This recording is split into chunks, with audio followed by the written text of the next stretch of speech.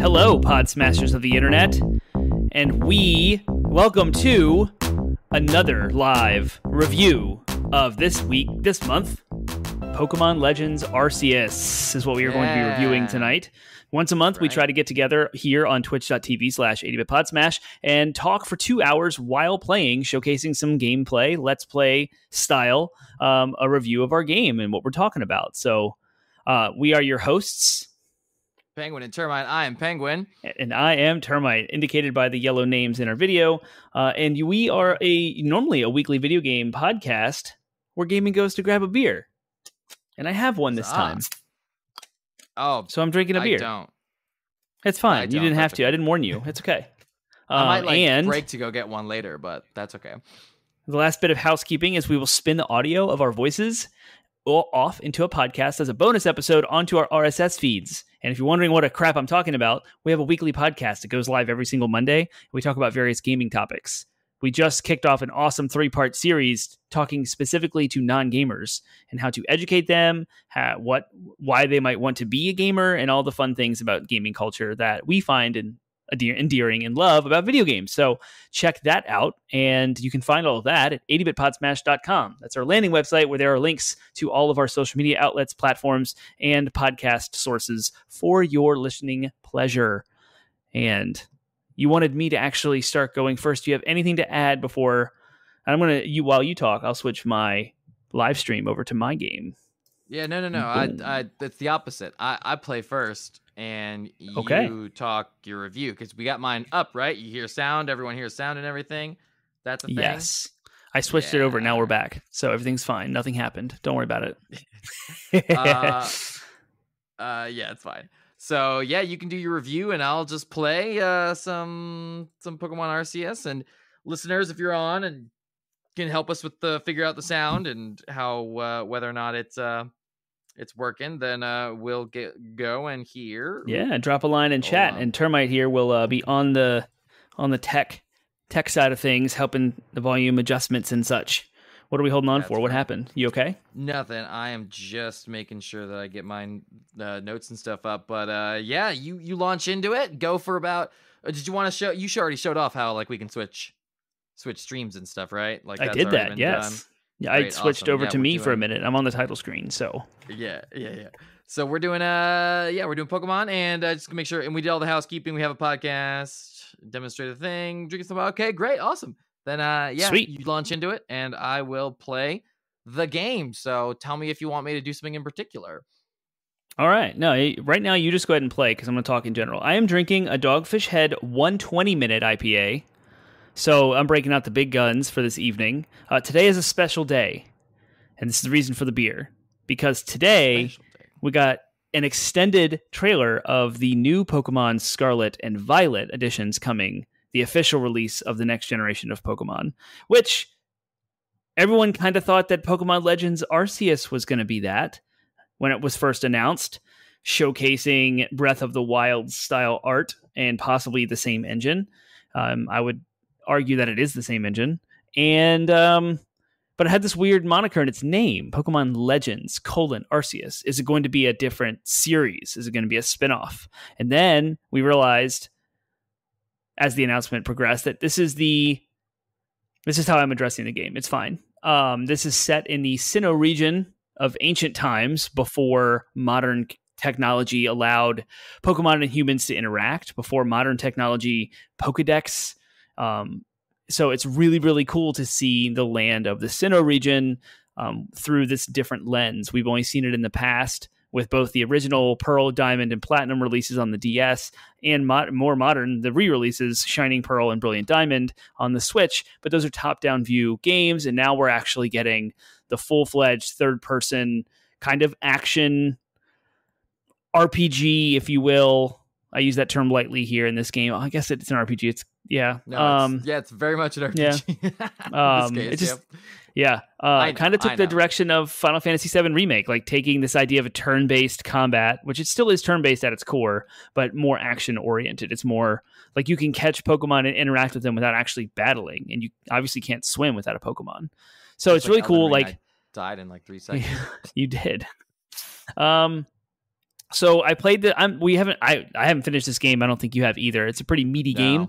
But I would say I'm probably 10 hours in or so. So I think I've gotten enough of the feel for the gameplay loop and how everything works that I can talk to the game. Take a sip.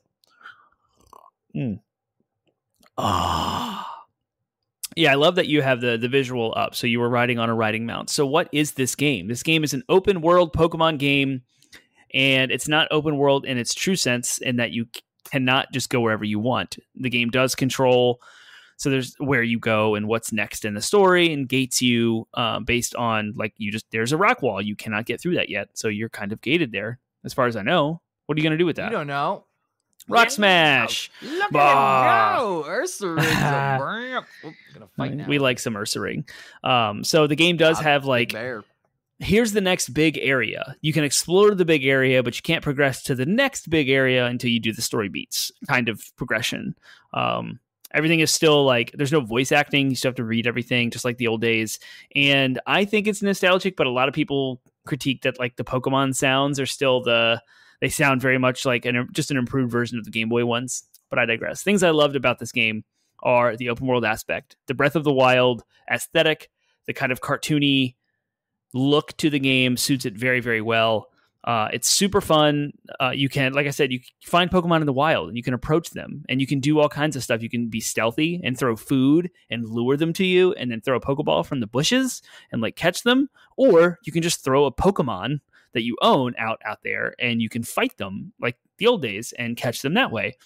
And then the way the Pokedex is laid out, and this is something else I actually do like about the game, is in the old Pokemon games, you would just catch the Pokemon, and that would fill out your Pokedex entry for that species. Where in this game, there's a list of objectives you can do. You can catch X amount of them. You can watch them interact in a specific way at a specific time of day. Yes, there's real-time day and night, in-game cycle, day and night. It doesn't match the real life like Pokemon Silver did. So you can approach and you can catch different Pokemon in different areas. It's really cool to see in that kind of Pokemon Snap-esque way, the Pokemon just fully rendered, 3D, animated, interacting with their environments from a distance. You can watch them do this, and it's really, really cool. I love the music. I think the kind of ancient Sinnoh region is very reminiscent of like Japan, like feudal Japan, and so there's music to kind of match that. I How like. do you bring up the? Gosh, it's been so long. How do you bring up the? Can't you like analyze the Pokemon or something? Click the right stick. Right stick. Is that the right stick? No, it's not doing anything. Up on the D-pad. Down on the D-pad. Nope, that's items. I don't know what you did with that one. No. Pokedex. Yeah, there's a way to do that. Shit. Nope, you're done. Run. So what just happened is there are these powerful Pokemon with red eyes. So the idea, this is a mechanic of the game that ties in well with the environmental storytelling and the story of the game, which I love. And that is humans are not friends with Pokemon yet. That has not happened. So in all of the modern games, anime, manga, you can see where like Pokemon are integral to human interaction. Like they are involved in human society. They're friends with humans. They get work done for humans. They work alongside of. And in this game, they're not. They're wild animals and they're scary. And in order for the game to kind of project that mechanically as the player exploring this world, there are suddenly really high-leveled Pokemon with red eyes that will attack you aggressively, and you have to run in the early stages of the game. You don't have a team high enough to beat them. They're called alphas. They're called alphas, right, or something like that. I think so. I think so. There's also instances where you're trying to catch, say, a Pikachu, and you see one Pikachu, but surrounded by a bunch of other Pokemon. So you're trying to like figure out a way to not scare off that Pikachu, but then you found yourself surrounded by a bunch of Pokemon. And that's scary because you're outnumbered. You can only fight with one Pokemon at a time. So you throw one out and you can get overwhelmed very quickly. So it's really cool that like the game is, I love when mechanics of games match the story and the lore behind the scenes. And that kind of meshes well here. It's good design. It's good Game Freak. What I would like to change in this game, things that I'm not super excited about. I think that the menus are just, there's too much going on, like to navigate through all of your items and all your Pokemon and all the, like we just had the confusion about what button to push to do the things. There's a lot. So I wish it was a little bit more simplified. I said I like how the Pokedex is like a piece of paper giving you options for how to fill it out, but it wasn't super obvious to me that you only have to do enough of the Pokedex possibilities that equal 10. So one objective might be to catch 50 Bidoof. I don't want 50 Bidoof. It's clogging up my inventory. Right. It's clogging up my like, I don't know what to do with them. It's also not super obvious that you can go to the farm and release them, and they give you the there's like a Stardust that you can use, kind of like Pokemon Go, but it affects their effort values, and which is a whole like micro super in the weeds stat building tactic that people do on like min-maxing your team, kind of thing. You can boost your Pokemon stats individually, like strength and dexterity and stuff. So that's, I would change. I wish I could make the Switch more powerful because the graphics. Luckily, this game does it well. This game does not feel any less fun. It's not bad by any means, but the graphics really could use. It needs some help. The pop-in's kind of bad, and the draw distances aren't all that great, and the world can feel a little spaced out and kind of empty at times. But I don't think that that's a bad thing about it. The story's been fun and engaging. But what's weird is I don't know how I like the main story beats of the original Pokemon games were like the gym badges, and mixed in with your progression through the 8 gym badges, fighting all the gym leaders, was also this whole like Team Rocket backstory thing, or Team Galactic, or whatever generation you're playing.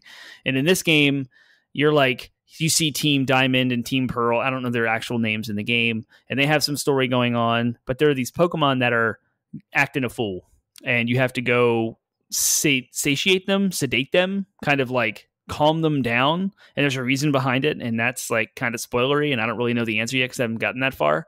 But the whole like interaction with that specific Pokemon is not just a really hard battle like a gym leader. It's like this whole other throwing food at it from a satchel without a Pokemon. And so you're left kind of helpless as just a human throwing poffins at this ridiculously overpowered Pokemon doing all this crazy boss moves, which is almost like a third-person action game where a boss would show up. And I don't want to make a From Software comparison because it has nothing to do with it, but it is third-person. You have to dodge. The boss has patterns and moves that it does, and From Software is on my brain. So it's kind of like a From Software boss encounter without the difficulty. But it's weird, and nowhere else in the game are you doing this. So it kind of seems strange. I thought that was a little bit obtuse there. Get off my brain, From Software. Right? Get out of here with that. Get out of my brain. Why are you in my brain right now? Are you brain surgeons?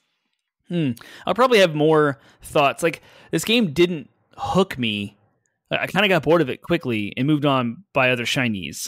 That was Horizon Forbidden West and Elden Ring. Well, yeah, it had a lot of competition. It was early, or it was lucky that it released as early as it did, because I don't think I would have touched it at all had it not released in January. Ooh, and I heard you were muted, so I don't know if our audience can hear you, which is odd because I can see your voice working in Zencaster, but you're not muted in. You hear me in. I hear you just fine in Discord. Maybe I have to do this. Maybe you're just really quiet. Can't hear Penguin either. Can't hear Penguin either. How about now, everyone? And thank you for the notifications. Talk. That's what I'm talking about. Some feedback. Now I'm talking and I'm feedback. Do I need to get my mic closer to my mouth? I got my mic on my mouth and my mouth on my mic. I don't know what that song was, but that was cool. I guess we'll await some feedback here. But I had you lower, so I just turned you way up, and it didn't sound. Still nothing. Yeah, I can see. Huh. I see sound interaction. Yeah, I'm listening to it now, and I still can't hear myself. Boom. There it is. You're here. What? That was it. You got it? Yep. There was another thing muted in Streamlabs. So now everyone should be able to hear you. Luckily, you didn't really say a lot. That was good. I did. I was nice and quiet. And Zencaster will catch your audio for our podcast listeners. This will spin off as a bonus episode. I'm glad I caught it now. Thank you, everyone, for... thanks. We had a very, very last minute. We couldn't... Oh, now there's Termite couldn't get his son to bed. very quickly. So that was the least of my concerns. Right before this stream went live, I walk into my responsibilities for this evening were to put the baby, so everyone cares about this, was to put the baby to bed. And the baby's easy to go to bed. His room was fine. I go into my older son's room, and we have these air conditions that are mini splits, the little things on the wall. And it's Penguin is a bit quiet, but they can hear him. Okay, we'll go up a little more. I'll just get my mic a lot closer. And I can do this. So but I found water along the wall, and that was not fun. So I had to figure out why the air conditioning. Woo! Am I loud now?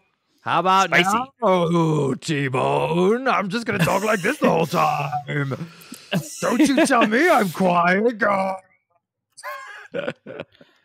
And so anyway, that was the concern, was like there's water dripping down my son's room, and the drywall is soaked, and there's all this, and it's actively leaking. So I was trying to troubleshoot that, figure out what the crap was going on. And that's what put me here 5 minutes before going live, which ruined our opportunity for a full test. Luckily, I had taken the time today to do a checkout on my own for my side of the tech, and that all seems to check out, and that's what saved us. So both my fault and my save. I think that I like this better. I think the only thing that I can't do with this is look at this screen. So we'll see if it works out for me. And it's I could look around it. If I didn't have anything important on this screen, then it'd be okay. But if I'm playing D&D, I probably have important things on this screen. But maybe if I just go down a little bit more, then I could see my screen, tilt my mic up a bit. It's probably scratching. Everyone's like, what? Because it's that weird mic where I have to talk into the top of it, right? Because it's a singer's mic. So that's actually bad. I just it's obscuring a little bit of my view, but whatever you gotta do. I had another thought. Can you dismount? You do. You still got you've still got got plenty of time. Minutes, 15 minutes, something like that. Yeah. I thought I was doing an hour, and you're doing an hour. 2 hours. No, it's 30 minutes, and then we got some free time, some go wild time. All right, awesome. Okay, you didn't dismount, but you are in battle. So if you're watching the video, you can see a battle happening, a 2 versus 1. At any point, another Graveler could suddenly show up and attack him, and that's kind of scary if you weren't over leveled and type advantaged. I'm quite over leveled for this. Yeah, you are. You're 10 levels overdone. So all your Pokemon level up together every time you fight. It's very, very the quality of life. Yes, there's so much fun, convenient things about this game that make it very, very easy to traverse and easy to level up. And it does kind of move some of the complication of having 6 Pokemon all doing different things. And I can't think of them until you use them and do them, because all those thoughts escape me all the time. What is this music? That was really cool. What was that? Yeah, no, I saw it, and there was a little music icon over my reticle. What was that all about? That was amazing. I don't know. Rock. Oh, that's what it was. Okay, so when your Pokemon level up, in the old games, it would pause and show you the stat increases, and it'd be okay, and it would kind of you smashing A till I get through it. In this game, they level up, and you can see a little marker on the side, and they just move on. If a Pokemon needs to evolve, it doesn't interrupt the flow of what you're doing to show you the evolution. It just says is ready to evolve, and it leaves it up to the player to go into the menu and activate the evolution. So you don't have to worry about canceling the evolution every single time if you're trying to preserve your base Pokemon and not evolve them.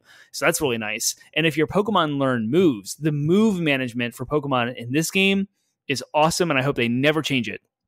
When Pokemon learn, you can have 4 moves, and you used to have to just forget them. Now, they learn all of these moves, and they don't interrupt you when that happens, and they just queue them up. And you can look through all of the moves that they have learned, and you can choose which 4 you want to put in at any time, from anywhere. You don't have to go talk to a move trainer or move learner. Yes, there's still TMs and HM. I don't know if there's HMs. I don't think there's HMs anymore. Because you have Pokemon mounts to replace HMs. So you still have TMs, technical machines, you can train your Pokemon to learn specific moves. So that's really quiet. I love quiet. That's not quiet. It is quiet because it doesn't interrupt you. So that's really nice. Excuse me. And I hope that feature pushes forward to Pokemon Scarlet and Violet as well. Let's see. What else can I talk about? I talked about sound. I love the sound. I talked about the design, the artistic design. It is pretty. I talked about the mechanics. The frame rate's acceptable, and the graphics are subpar, but fine. I'm trying to think of what other aspects of this game. Is it Pokemon to its core? It's something completely different than we've ever gotten. I think it's innovative. I do like that. Overall, like, great game. Absolutely amazing game. A breath of fresh air in Pokemon. Way better than Sword and Shield. I thought Sword and Shield were fine. I beat Sword. I finished the game. I was kind of done. I bought the DLC expecting to want to get back to it, but never found myself to do so. It's just more of the kind of the same. I've been playing Pokemon since 96 when Red and Blue came out. And my favorite Pokemon generation is Gen 2. And my second favorite generation might be Diamond and Pearl. I also love Ruby and Sapphire, and those remakes are awesome. So all of these generations, every remake, just all of Pokemon, it's all the same. You go through the 8 gyms, there's some team battles going on, and then here comes this game, Pokemon Legends Arceus, a fully explorable world, more complex interactions, strong style. There you go. I'm glad you did that. I can explain this battle mechanic. So you can choose at any point to execute tank. Once a Pokemon masters a move, you can then use Agile or Strong style. Agile will weaken its attack and allow you to attack faster. And there's a turn order on the right-hand side of the screen. Did I mention that some of the UI elements are complicated? Because that's that. Or you can choose Strong style, where you forego some of your turns and you do a really strong version of that attack. And that can help you tactically in your strategy and how you want to approach the fight. If you have a good type advantage and you're under-leveled, you can say, I'm going to do this Strong style and try and just knock out the Pokemon before it has a chance to kill you. So that's kind of cool. Customization, you can change your character's outfit. There's a lot of customization options. You can be male or female when you create your character, and then you can just deck them out with all kinds of things. There's a whole crafting thing happening. You can collect tons of materials in the world. You can use your Pokemon to blow up like piles of rocks, piles of hay. You can shake trees. You can collect all these stuff. And I kind of get lost in the weeds of that. Like, I was trained out of the loot game by Witcher 3. I just stopped caring about looting everything. And I find that if I just loot things as I come across them, I have the materials that I need to create the things that I need when I need them. So I just kind of let the game tell me what's around. I don't really go grinding or hunting for specific materials unless I really need something specific. T-Bone drops in chat, I wonder if Strong Style was inspired from Japanese professional wrestlers. They are known for using that style. Probably. I mean, everything about this game stylistically is set in feudal Japan. It's from a Japanese company, and it's set in a pseudo-Japanese world. So it makes sense that that's exactly what it would be. I don't know anything about... Japan on Japan. Yeah, I don't know anything about Japanese professional wrestlers, but yeah, you have some weird music going on again. I do. Look at that. It slaps. I like it. Did I say I like jazz? Music? Jazz. I love it. What is? I don't even know what I did, but it's so into this. So there's also if you dismount and you don't fight, there's a way you can scroll through the items in your inventory by pressing. Or usually it's above the Pokemon. Wait, how do you what do you want that? me to do? Like when you can choose your Pokeballs, you can choose to throw food. Where's that? Earlier. Oh, hold on, I gotta fight this Geodude. Hey, look at you! You were just grinding for days. I'm doing something where I don't have to pay attention. That's what I'm doing. Right? Yeah. You should be paying attention because you're not talking. No, I'm paying attention to you, and not paying attention to the game. I got you. You're more interesting than the game to me is right now. Oh, whoa. Oh, okay, I'll take it. I mean, I like the game. I'm just not. Yeah. My point is, never mind. Forget it. I got you. I understand. I got talking. it. It's fine. No, I'm done. I'm not even going to talk to you anymore. Okay. You want some items? Look at that. There you go. Yeah, so you items. can scroll through the items. You got some berries, mushrooms, you got some honeycombs and great balls and all the things. Again, quality of life. There's a button you hold and you can cycle through all your items without having to just press press pause, go into a menu, pick the item you want to use. So this game does a lot to help the player just keep going, just keep playing, keep moving. It does little to interrupt you, and that is wonderful given the complex nature of everything that's going on. Maybe I'm just an old fogey and think that there's too much, but I enjoy it. So I am past 30 minutes, or I'm right at my 30 minutes. And I feel like I'm just rambling late. Now. You're good. Keep going. I mean, unless you want to stop, I can go. I'm trying to think of any final thoughts. Overall, like if I had to give this game a rating, I would say that it's an 8 out of 10. I think it's solid enough. Its performance issues are probably the biggest as far as like bringing things down. The personal preferences of like the complexity of everything going on. I kind of get overwhelmed by all the stuff, all the crafting materials and all the ways to handle the Pokemon and the way the Pokedex works and all the Pokemon missions that you do. That's just me being like, it makes for a great game. The mechanics and the story and the setting all like mold together really well. And it's a lot of fun to play. Every time I do sit down with this game, I'm like, why don't I play this more? And then I play, and then I get interrupted by life and other games and trying to cover different things. And then I forget to come back. But every time I come back, I'm like, ooh, I want to stay here for hours. The world is fun to be in. There's enough difference in the biomes, which I haven't explored the snow area yet, but I want to. It looks like you're in like a fire swamp with like dead trees, and there's like lush woods. Definitely and, swampy, like, and there's lots of poison a-holes around here. What do you want to see this like continue as a franchise, or what elements of this do you want to see? I know you kind of hit on it, but what elements do you want to see in the like main franchise too? So we saw the Scarlet and Violet trailers today, and they did not show as much of the real-time action that this game has. It looks like it's still very turn-based. So I hope there are all of the things, the quality of life improvements in this game can be moved forward in the mainline series. And that is like the way level ups work and the way moves get trained. I love that this doesn't interrupt you. I also love the mounts and that they don't have HMs to do all of the things like rock smash and flash and cut and fly and surf. Like those things should not occupy Pokemon movesets unless you want them to. So I hope that translates to the mainline series. But I think what you are getting at is, do I want another Pokemon Legends game? Absolutely. Give me an ancient Kanto region, an ancient Johto region. Like, let's go back through all of the old regions at the same time this game is happening and show us what the world is like. But maybe that gets exhausting and it's like rehashing the same thing over again. So it's not super innovative. Maybe a Pokemon Snap set in this ancient world where you have like an old camera with the pull cord that has the fireworks. It goes pow and scares the Pokemon. It's like super hard to document. I don't know. So I think the Pokemon Legends can be a spinoff, and it can be fun and it can be good with its own entries and not really affect the generational leap that is kind of what there's a lot of stakes there. Like the next generation of Pokemon, we're adding new Pokemon to the mix, or maybe we add a new type. Pokemon Legends doesn't do any of that. There's nothing new as far as like new species of Pokemon or new types. We're not getting a new dark type or new fairy type like we did in the past. And so I think it's fun to explore without those stakes. It's like, let's just take a different timeline, different aspect of Pokemon that we already have and innovate on that and present it in a new way. So I hope they keep doing that.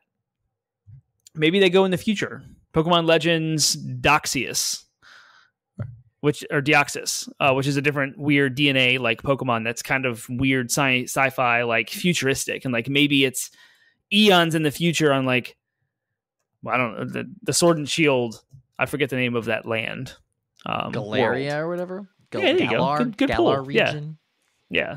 Or maybe we go back to the Alola region because it's Hawaii and it's gorgeous. That'd be kind of fun. So yeah, there's all kind of ways you could go with this. I hope the Pokemon Legends Legends is dark souling me right now. Yeah, it is. I hope the Pokemon Legends moniker like continues on with new entries and whatever. Game Freak made this. I guess Game Freak is also making Scarlet and Violet, so they're very prolific. I don't know how they can churn out these games. I do believe that if this is the Breath of the Wild engine, which I really do think it is, a lot of money as one of the highest grossing franchises of all time. Yeah, what was it? 90 billion total sales? Something ridiculous, yeah, for the entire Pokemon franchise. Yeah, it's an insane amount of money like that they've all made. The games and spin-off games and everything, but still, it's an insane amount of. Yeah, it is. So totally fresh, new take on Pokemon. I love it. I'm here for it. Like I said, 8 out of 10. If you haven't played this game, I recommend it. It's chill. It's got that. But it's also scary because Pokemon are violent and aggressive. Maybe there you go. What is that? Yeah, look at that thing. That's so creepy. I love it. I want it. It's mine. It's gonna be my new favorite Pokemon. Are you gonna catch it though? If you catch it, nickname it Conquer, please. Can you name it Conquer because it looks like a squirrel? Oh no, he said screw that.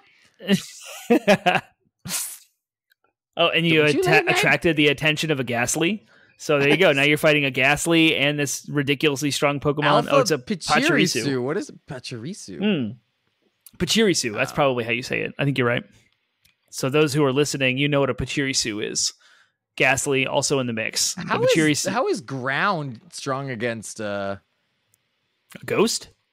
Ghost, yeah. Like what's the logic there? Why is it? Well, all of Pokemon moves are divided between physical or special, and ghosts are completely invincible to physical moves. Like in theory, you go through it. Like it's a punch, right? A physical move is like a punch. So you can't punch a ghost, you're going to go through it. But it's not immune to special attacks. So something like fire, water, grass. So I guess the ground type move that you used was categorized as a special move, like a magic, like a ground magic type move. And so you just wrecked him. Good job. I also think you just over leveled because I think that Ghastly was like 20. It was super effective. It's that ground attacks. Oh, did it really? I think it's because like ghosts can't touch the ground, right? Or they go but back flying to the grave. Flying type super effective against ground. Yeah, because they fly over the ground. The ground can't reach them. The ground attacks. Right. They're like all earthquakes and stuff. But somehow ghosts that can fly are. I don't understand what's going on. How do you super effectively kill? I don't know what's going on. But you just paralyzed. Oh, you actually have a Wardeer in your party. Interesting. I do. I leveled him. I got him. I did it myself. That's pretty sweet. Whoa. Oh man, this Pachirisu is kicking my bootang. I know this is not fun for the audio listeners. I apologize, but there's an epic fight going on for the audio listeners. Like if you're not watching us do this and you're just listening to our bonus podcast review episode, you're like, oh, there's this cool Pokemon battle. I can't, and I'm doing a terrible job at commentating. What do you like? Calling the match? Yeah. Your Toxicroak is doing a poison jab on the Pachirisu, and you killed it. And now Yep, the old classic Pokemon trope. I killed it. Dang it. I wanted that. Look how cool Haunter looks. He's floating around in the field in a gloomy, like foggy, rainy bog. It's awesome. This game's cool. It's awesome. I like this game. It is a cool game. It's a good game. Yeah. I like this game. Me too. It's good. You want to switch? You want to take turns?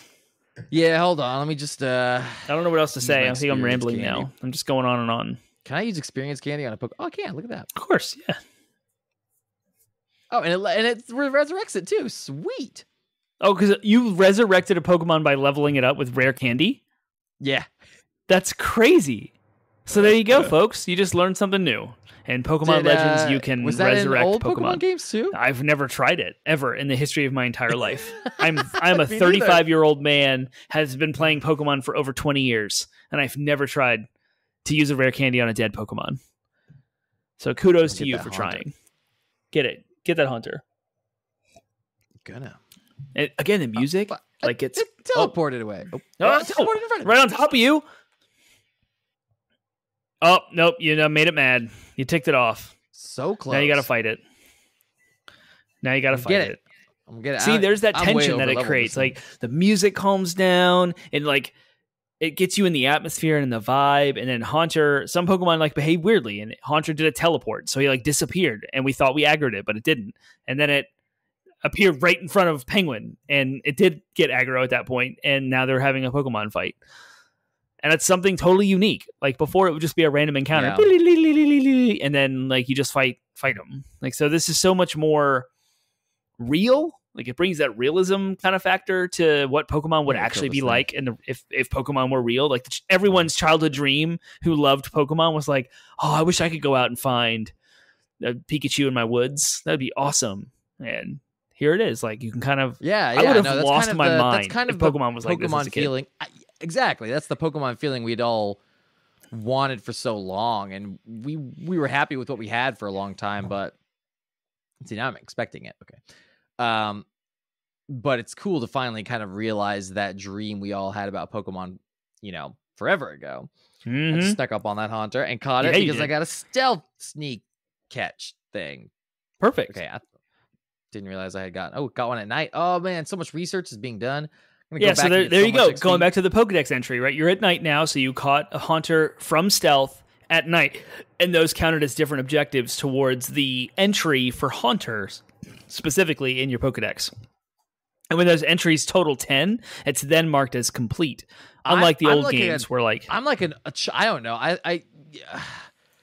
I learned something about myself from video games, and that is you give me like a bunch of arbitrary chores, and I'm gonna be like, oh, I'm gonna complete all those effing chores.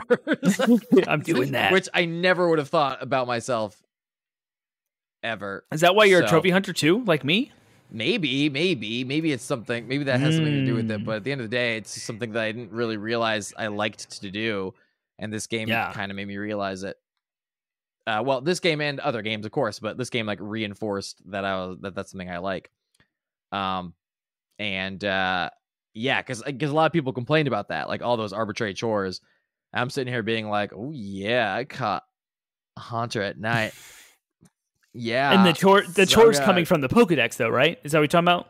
Yeah, because you don't have to do this. It's like from the. It's not from the story. Stuff. Yeah. Mm-hmm. Yep. There was also the map. There's the map. Like if you bring up the map, it's very much like Breath of the Wild. You can set markers and waypoints for yourself, and you can. So if you see a Pokemon that's there, and you're like, oh, I can't catch it right now, you can just mark that. So in your own head, you know, oh, there's some Pokemon are rare, and there's one of them there. I keep using Pikachu as a reference because I did this extensively. It took me forever to get a Pikachu, but I looked online, like Pikachu is in this one specific spot, and it'll spawn there. So I marked it on my map, and you can use that as like a, hey, you fast traveled. Fast traveling is a quality of life awesomeness with this game. With all open worlds, can you fast travel very easily? Yes, you can.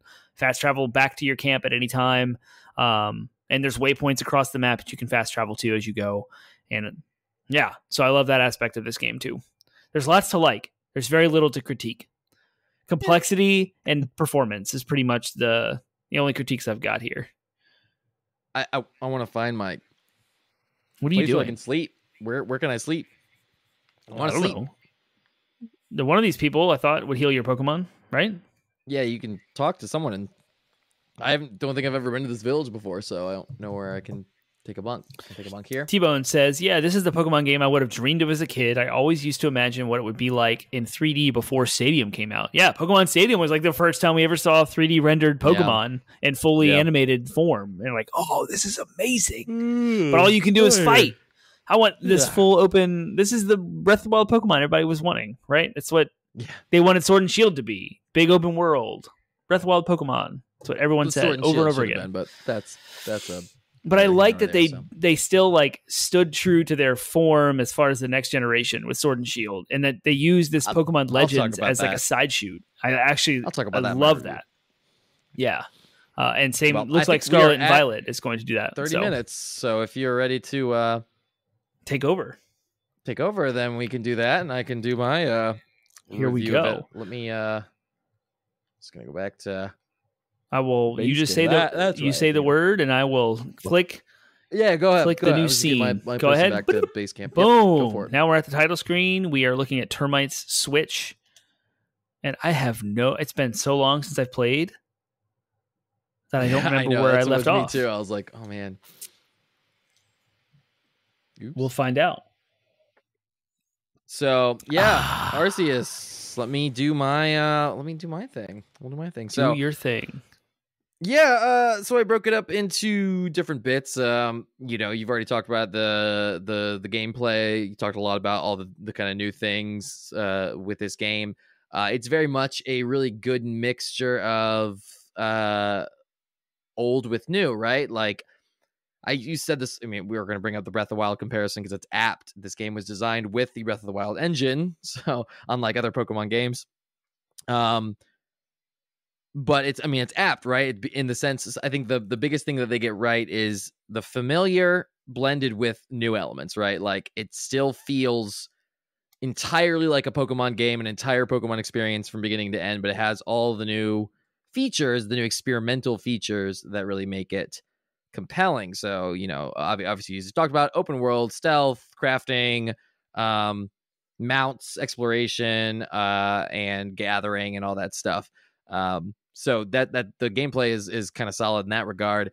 You also talked about the aesthetics. I said I was surprised at how much I didn't mind the aesthetics. There was a lot of bad press before it came out about how the leaked images looked so bad, and the screenshots and the trailers and everything. They were comparing it to other games running on similar hardware. Well, Breath of the Wild, actually, they compared it, a game designed with the same engine on the same hardware that came out 3 years earlier, looks better, runs better, plays better than this game. So there was definitely a lot of criticism, a lot of bad press for that. But I was still genuinely surprised. I was still genuinely like, okay, this doesn't look as bad. I saw some arguments too about how if you look at all of the different animations that they had to design for Breath of the Wild, it's like 23, 24 something enemies total, right? And then factor in the NPCs, all the humans can use the same skeleton pretty much. And then Link's animation, unique animations. All in all, you have something like, people did the math, and it was something like 100 to 200 unique animations. Whereas in this game, they've got 150, 100 something Pokemon. More than that. That's a lot. And there's a bunch of new animations that aren't in the original games. A lot of the combat animations people tracked were the same, but there were still like 2 or 3 unique animations because they had to have like crouch animations and sleep animations and like sprinting animations and attack animations for when they're attacking the player, not the other Pokemon, which is different. Like, people did the math, and it's like an insane amount of like animation work that they did in this game. So like, credit where credit's due, that work pays off, because it definitely feels like, could they have gone further? Yes, but that said, like, they had a lot of work ahead of them. So like, I also like how a lot of people complained about the muted colors. Like, if you look around the color, well, you're in an area where it's like bright and colorful, but like there are some times when the light makes it look less colorful. But some people pointed out how it's very much the aesthetics of like a Japanese oil painting. Breath of the Wild looked more like a painting you'd see in, like, Breath of the Wild, I think, was compared to a painting as well, but it was like a painting that you could see anywhere.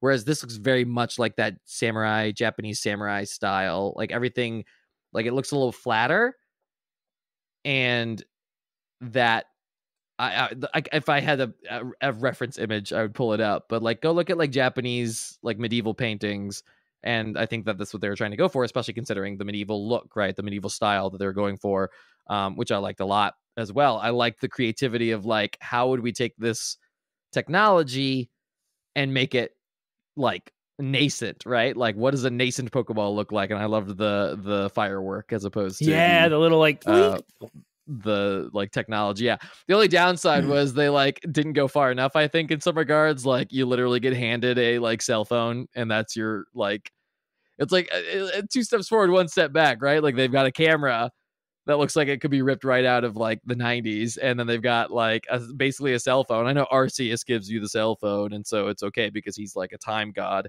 but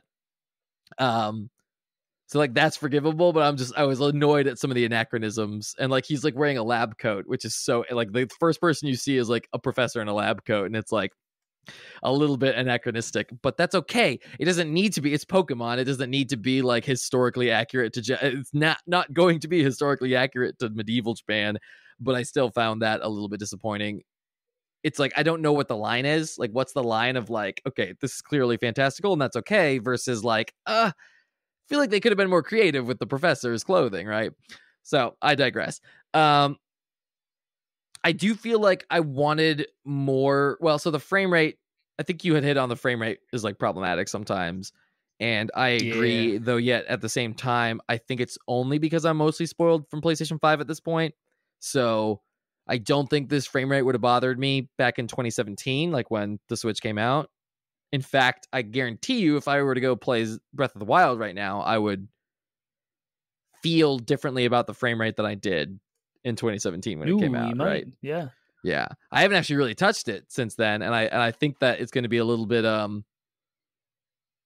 disillusioning a little bit of disillusionment when the sequel comes out, because of just how ancient this hardware feels now.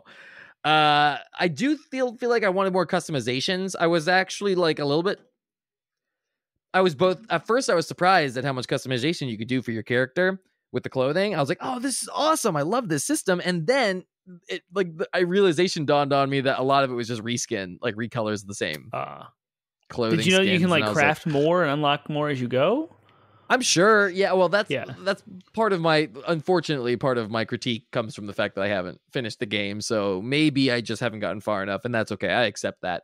as a valid criticism of my criticism. But I don't know. I was hoping for more. I thought it would also have been fun to like. I've always thought it would be really fun to customize your Pokemon as well, like unlock customizations. Like instead of like rare shinies, like I feel like we should be able to earn and work towards Pokemon customizations. And I didn't realize I wanted that until I played this game. Like in the other games, you pick your look and you're kind of stuck with your look for the whole game. This one, you're like, you can change your look throughout, and that's made me want to do that for my Pokemon, right? Like I want to do unlock gear, right? Like make my Pokemon look different than the Pokemon in the world, right? Like I want to get a like cool like saddles for my mounted Pokemon, like my Wardeer and my Rapidash and stuff, right? Or like battle armor and stuff. Like that would have been really cool, especially with the Japanese vibe, right? You could have done a lot with like that samurai inspired armor and like ninja clothes for Pikachu and stuff. Like I just the visuals are good, but they could have gone farther with it, is what I'm saying. I feel like they're already experimenting in this game, so like they could have. And I know that I just said there were like a million Pokemon, and so like designing different clothing to fit them all would have been a lot. I understand, but maybe just some of them then, right? I don't know. We'll see. So yeah, that's about aesthetics. The story is definitely the weakest part. I just care nothing about the story. I think that they drop. Well, so I got a bad taste in my mouth from the beginning because they drop you in and then just like tutorial you for. Like, I'm pretty sure when I got the game, my first like few play sessions with the game were just tutorials. Like two, I would say like at least 2 full play sessions of like me playing as much as I could. The game were all freaking tutorials, and I was like, stop, I want to play the actual game, and you keep trying to teach me crap, and I don't care to learn it anymore. So I would have rather them let you peel it back like an onion. I know there were a lot of systems to cover, but like I know I'm gonna, again, like shoot me every time I say From Software, but like From Software I think has proven that you can just have systems and people can discover them on their own, and that's not bad, right? Like, and I don't think Pokemon should be scared of that, because I think that Pokemon, like, they could put tutorials like either like optional tutorials they could turn on, like you could turn on, or like I feel like Zelda and From Software have done this really well, where they like leave tutorials in like obvious places for you to find them in the world and like follow them if you want to, right? Like otherwise just discover it yourself. Why not? And I feel like that goes just like should have been tied into the story, right? Like Breath of the Wild did such a great job of like you wake up, you're in this world, and you have to peel it back and figure like solve the mystery of what's going on. And like that would have been so much cooler for Arceus if they had just like Arceus, the story is something along the line, spoilers, the story is like you're from the future, you're from like the normal timeline of Pokemon, and you get like dropped in the past because Arceus is a time god and he like summons you here. So how much cooler would that have been if they had just like dropped you off in the middle of the like hostile world with like 20 Pokeballs, and then you had to like the very first Pokemon you run across is like the 3 starters, and you have to go chase one. And the reason you can't catch them all is because you can only chase down, like they all go in opposite directions, and you have to chase one. And then from there you just catch Pokemon until you find the first town. Like, and then they explain everything, and then they kind of slowly work you into the story. I feel like that would have just been a stronger start and more. Number one, it would have been a nice break from the Pokemon norm. And number 2, it would have been in the same spirit of Breath of the Wild, which this game is really trying to channel. You can tell. I mean, yeah, there's so many reasons why this game is trying to channel that. So I'll probably circle back around to that. But yeah, how does I then want to talk about how this fits in with the rest of the developers' repertoire. I kind of did this with Elden Ring. I do think it is a bold step forward for Game Freak. Like I said, they did a great job of blending the new with the old. And I definitely like how they're using this game to prototype, hopefully, future features that they can include in other games, not necessarily just the mainline games, but other games. And yeah, so my praise for this game is this is probably the most hooked I'd been on a Pokemon game in a long time. Like I said, this game only suffered in my mind from the fact that it came out a month and a half before Elden Ring. And then once Elden Ring came out, it was done. It was done for the rest of the year for me. Everything else pales in comparison. But had this game come out when Shield came out, I would have probably played it a lot longer than I played Shield. So Yeah. that's I think that's a big deal because Shield, I loved Shield, but it lost me so fast. So and this game, yes, technically the same thing. It lost me fast, but it lost me because other games came out, not because I got bored of it inherently. So you also agree with the, like, whenever you're playing it, you're like, man, I want to play this more. This is so good. Yeah, I didn't think I was gonna want to. I would like not necessarily dread playing the game, but like I would think about my evening and I'd be like, ugh, I guess I'll play Pokemon. And then I would play it and it would be like midnight and I'd be like, I gotta turn this thing off. Like, it's so addictive to play. Like, it's so addictive moment to moment when you're in it, doing it. Like, everything is so very compelling. And so yeah, it's just funny that like I would still think like, I don't really need to do this. I don't really like, I'm not really feeling drawn to this, is what I should say. And then suddenly I'm like, okay, never mind, I'm into it. Like halfway through a play session.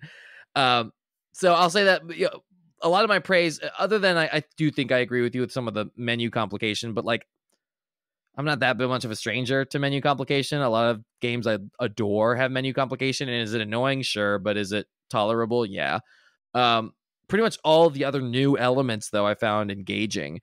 Even, like I said, the criticized ones like the research tasks, I was like, a lot of people criticize the research tasks, and I'm sitting there being like, how many Psyducks can I catch? You'll never know. Actually, you will, because I'm going to catch every single Psyduck I run across, just because I can get rewarded. I can get minimal rewards from it. Yeah. So I love that. I did like that aspect of it, not going to lie. You know, again, obviously, you know, say it over and over again, the open world, the stealth, like stealth catching Pokemon, the ability to just chuck a Pokeball at them and catch them without having to fight them every single time. Amazing. I loved the alphas. I loved that they were huge. I love that when you catch them, you're rewarded by having a giant Pokemon. I was like, I want every single Pokemon alphas version. Give me the big old boys. I was like, I'm sitting there like, all the other tiny versions of these Pokemon are weak sauce. I want alphas. I want my whole team to be giant alphas, except for my starting Pokemon, because I imagine you can't get an alpha Decidueye. Although if you can, I want to know. Ooh, and I'm that'd be awesome. Get one. So you started with Outlet. Oh yeah, absolutely. Of the starting Pokemon in this game, like it was no question, Rowlet, easy, right? Like no, it was Cyndaquil, baby. Look at this Typhlosion. You're just you're a fire. You're a fire. You're look at you're him. He's so word cool for a. Yeah, that's my baby. Look at him. He's my buddy. He's a good boy. That's so dumb looking. It looks like a. It's a like standing up dog, cat, dog cat. Like a dog cat that like he doesn't have his fire. Like when he's mad, he like enrages and he's like, and like fire comes out of his back, and he's awesome. That dog hit every ugly branch on the ugly tree. Decidueye was my choice for sword. Was it Sword and Shield? Was that what he's the starter of? Outlet? No, he was I always mix up all of my generation. The Hawaii one, I think. Oh, yeah. Whichever one he was in, I picked him. He was awesome. I do prefer his old typing, though. I prefer Ghost Grass is like... I typically don't like grass Pokemon, but Ghost Grass is the coolest combination for grass. What is he in this one? Like, he's ghost fighting, which I feel like is... Oh, really? He does look like a samurai now. Like, he's got the cool, like, Ronin, like, hat, and he has a really cool moveset. I like his moveset a lot. But grass fighting is not nearly as cool as grass ghost. Like, and he had that whole Robin Hood vibe going from him that now it's more like a wandering Ronin, which is also cool. I'm not gonna lie, but I'm like grass. I think still could have done that with grass ghost and kept it. I know that they were trying to like switch up the types though. So now Typhlosion is the ghost fire, which I will admit is pretty cool, but Typhlosion is kind of lame, I think. Personally, I don't like his look. I don't like the base look of it. I don't like that half the fire Pokemon in these games are like look really lame when they don't have their fire turned on. Like, have you ever done like the Moltres? Have you seen the Moltres without the fire? He looks like a rubber chicken, like a yellow. Ugh. Oh, he looks like a yellow rubber chicken. Moltres sounds awful. Super lame. And I feel like that's true with most fire Pokemon. Charmander is really cute, and I feel like they peaked. I feel like fire Pokemon peaked in Gen 1. Whereas like grass Pokemon and water Pokemon have only gotten like cooler, hit or miss. For the most part, they've gotten cooler over the years. Look at that derpy looking alpha. What is Fire this? Pokemon peaked. What you got? What you got? This alpha Pokemon. What is this thing? I don't see. You can't see our You screen? saw that You don't from see all the my way screen? over there? No, I see it. I'm right next to it.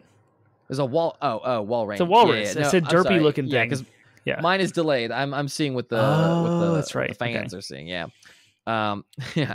So, anyways, I that don't was remember how to play. There we go. Okay. I know. Yeah. So that was my praise of the Oh, there he is. game. Look at him with his fire. Look at him. Look at Typhlosion. Ow, you just got can't wrecked. see it. I can't see it because I'm delayed because I'm seeing what the well, our you friends just are seeing. died in one shot because Nice, that happened. Ice beats fire, right? Which you think it's the other way around. You think they neutralize each other. Anyways, so as much as I have praise for all the new elements, my criticisms are almost all related to all the old elements, right? Like Pokemon still has the same old hangups. There's where you were like, oh, they can play with all the existing Pokemon. I'm sitting here like there's far too few new Pokemon, right? Like this is ancient. There's like 800 different species. They don't need any more. Like, no, just hang out. It's 800. I can't even right? That's a problem. So no, much. You're right, because they got so much criticism for not being able to do all, like not being able to import all your Pokemon in Sword and Shield. But like, you're right. Let's be realistic. There's not like the Pokedex has gotten so bloated that Game Freak can't keep up with all the work they'd have to do to import all those Pokemon. I get that. That's a self-made problem. Yep. It is. Like I've been saying for a long time, let's reboot all the Pokemon. Let's do no more of the same old Pokemon. Like let's make a whole new batch of Pokemon. And what a great game they could have done this. Like imagine instead of just a bunch of old Pokemon, what if they were all ancient versions of like the Pokemon that we do have, right? Like what does an ancient Pikachu look like? What does an ancient Walrein look like? What does an ancient Haunter look like? And not like just reskinning them. I mean like a completely new like Pokemon. That would have been cool.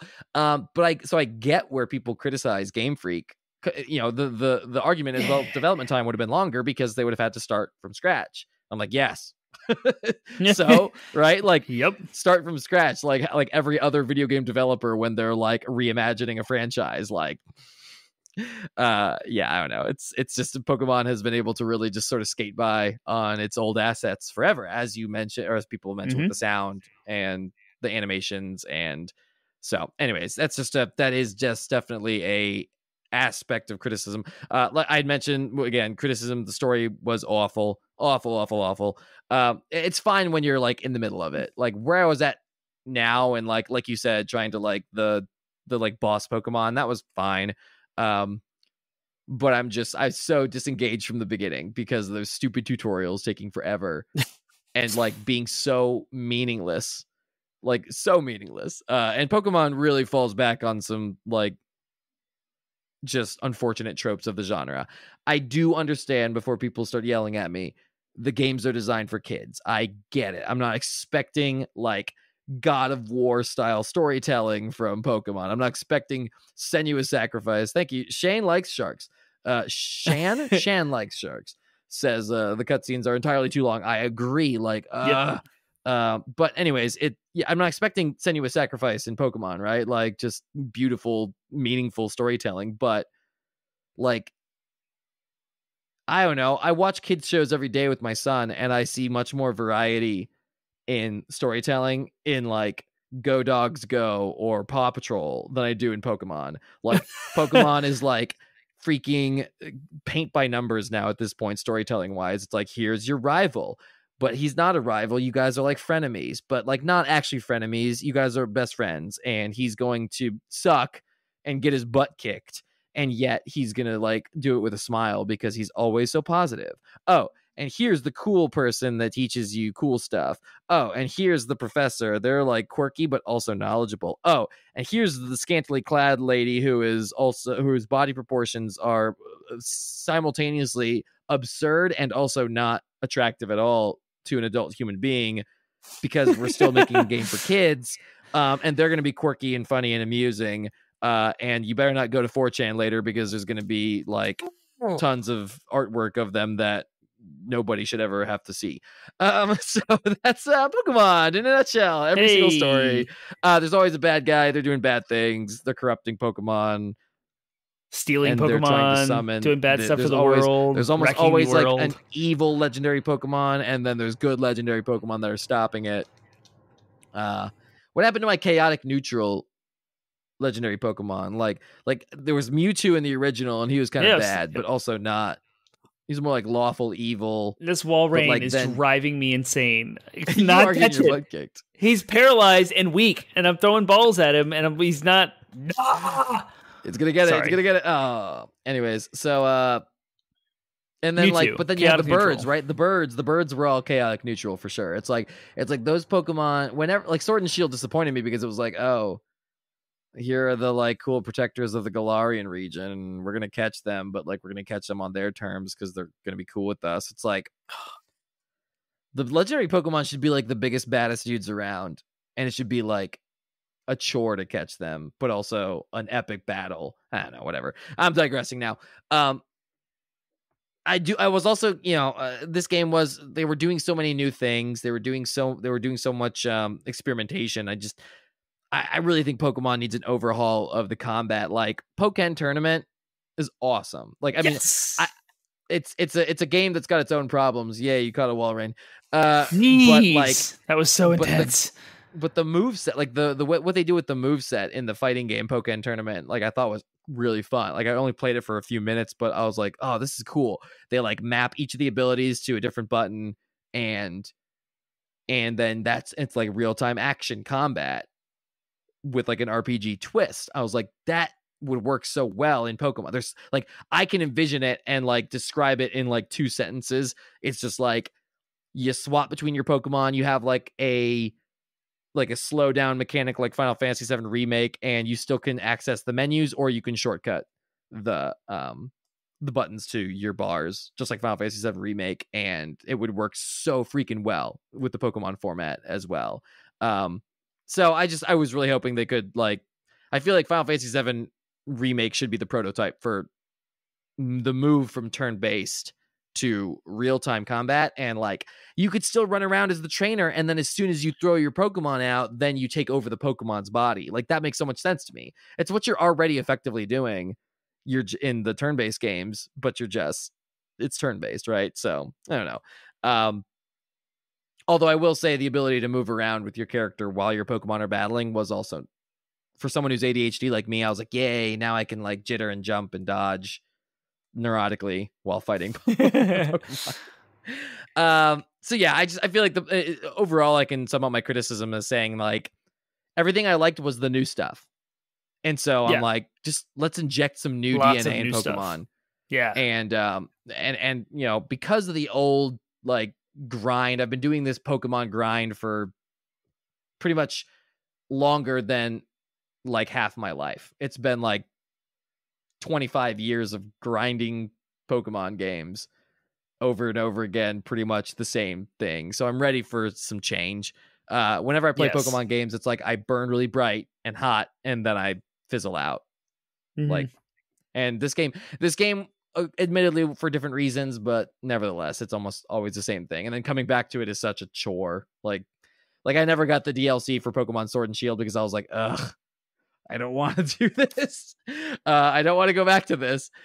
So that's a thing. So some improvements I want to see other than the ones I've sort of mentioned in my criticisms. I agree with you. I don't think that this game necessarily needs to make it into the main line. Like, I don't think all of these elements need to make it into the main line. Obviously, some of the quality of life stuff would be great. I think the biggest thing, if I were to take one major feature of Arceus and put it into Red and Scarlet and Violet, is that what they are? Yeah. Yep. I would do the stealth catching of Pokemon. Like, allow me to see that was like having to fight every Pokemon in the open world in the Galar. It's like, oh, they did the open areas and you could see all the Pokemon before fighting them. That was cool. But like, then I had to still fight them to catch them. I would have rather been able to do like in this game where you can just distract them and catch the smaller, weaker ones, and then the bigger, harder ones you never can distract them or do that with, right? That makes so much sense. Yeah. Obviously, if they do another entry in this franchise, I want to see more experimentation, more areas. more Pokemon.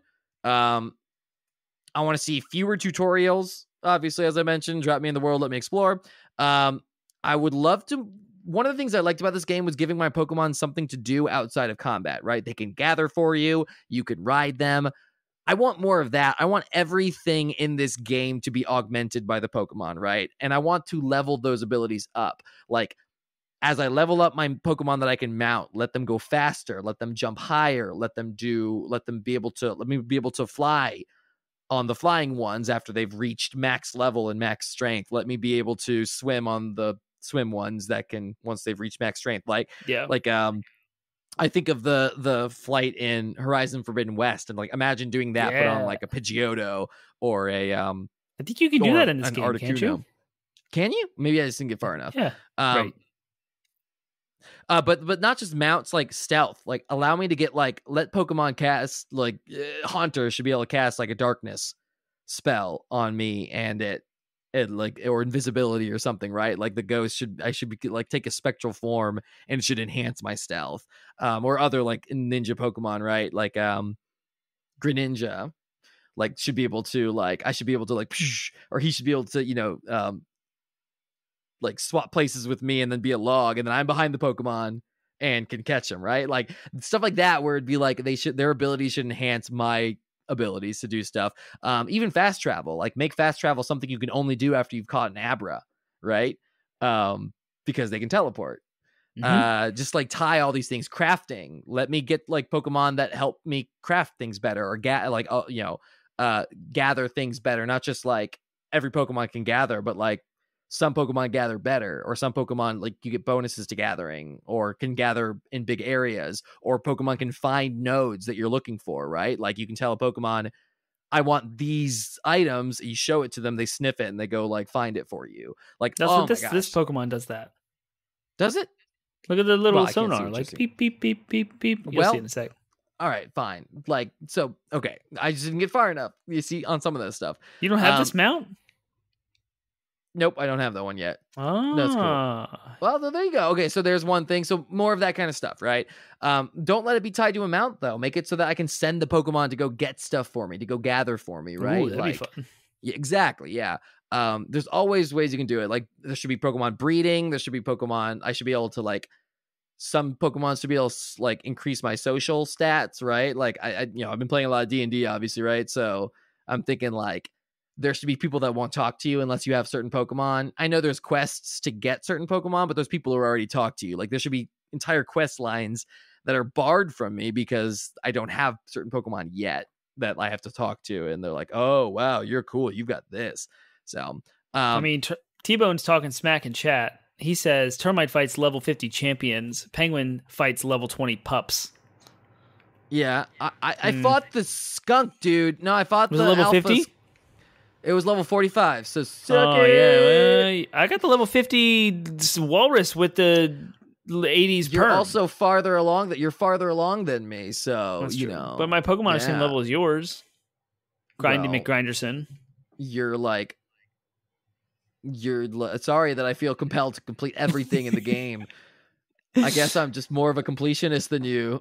Yeah, probably. Says my trophy list. Right? Yeah, let's go compare that. You want to go down that road? Cool. All right. The other thing I would love is loadouts, to be able to have switch between loadouts easily. Ooh, if I want. Yeah, that would be nice. Yeah, my Pokemon, be able to pre-select Pokemon to be boop.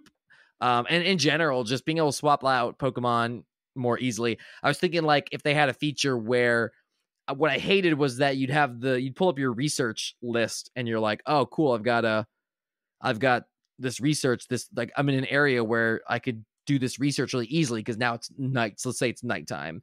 And I've got to beat a bunch of Pokemon at night or whatever but oh crap, that Pokemon's not in my list. Let me head all the way back to town, get my Pokemon, or at least I think you can swap it out from the camp, but still you have to fast travel to camp, then you have to run all the way back to where you were and hope that the conditions are still the same. It would be so much nicer to be able to go into your research menu and be like, ooh, I've got this task. Would you like to switch one of your Pokemon with this Pokemon right now where you are? Yeah, because I caught that level 50 thing, and I would love to get rid of this Floatzel that I have and put that new Pokemon I just caught right here. But I can't do Right, that. yeah. I have to fast travel Exactly. back, and yeah. So So that's what I'm working and on I right don't know. now. I mean, they'd have to justify that in the story. I get it, but it would there's quality of life things. It's like they have so much quality of life in some areas, and then some areas it's so tedious and cumbersome. So, so I wanted to, with my last little bit of time, I want to address some of the controversies surrounding this game, right? Like, Pokemon fans are like Star Wars fans, I think, sometimes, where it's just like, "Ugh, shut up. It's just like, Come like on. you're overly invested in something that is not that big of a deal. And they get and again, I do a video game podcast. I'm saying that as someone who does a freaking video game podcast. Like, we know that like none of this is that big of a deal. And I get passionate. I get passionate about things I get passionate about. I get it. But Pokemon fans, like Star Wars fans, are on a next level of toxicity regarding things, and it's just it's sometimes tedious to go into those like spaces. Yep. Graphics really shouldn't be as big of a deal as they are to Pokemon fans. Like, I mean, like I said, I was disappointed in the graphics too, but like at the same time, they're fine, right? Like, Yep. It works. we always like. I have just as much joy going back and playing Ocarina of Time, which, as we mentioned before, it's like hot garbage. It looks like hot garbage now by today's standards. Like, I don't know. I waffle back and forth sometimes. Sometimes I'm like all about like graphics.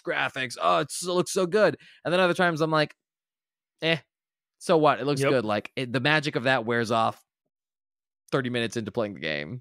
And then like you see it for what it is, right? And maybe that's good. Maybe that's great. Maybe it's like, oh wow, this game, like Elden Ring. It's like, oh, the graphics look nice. They could be better, but the game is still incredible for what it is, right? Versus a game like Demon Souls, where you're like, wow, the graphics are so beautiful. It's gorgeous. Also, it's sitting on top of a game that's like 11 years old at this point, and that age is starting to show with some of these features. So yeah, it's graphics. I don't know. I feel like this game really should not have been as controversial as it was just because of its graphics. Yeah. So, and that is a genuine criticism of like a lot of like people are pooping on. Or I've seen people poop on Forspoken because one of its trailers had a very specific screenshot that looked bad, and it was like, so what? The game's not even out yet, and they've got plenty of time. No, that game is unique in that every single time they show off something new regarding it, it looks better. It's obvious. Like, I think it's weird because most games they show off footage and you're like, I get it, and then like it comes out and it's mostly what you saw.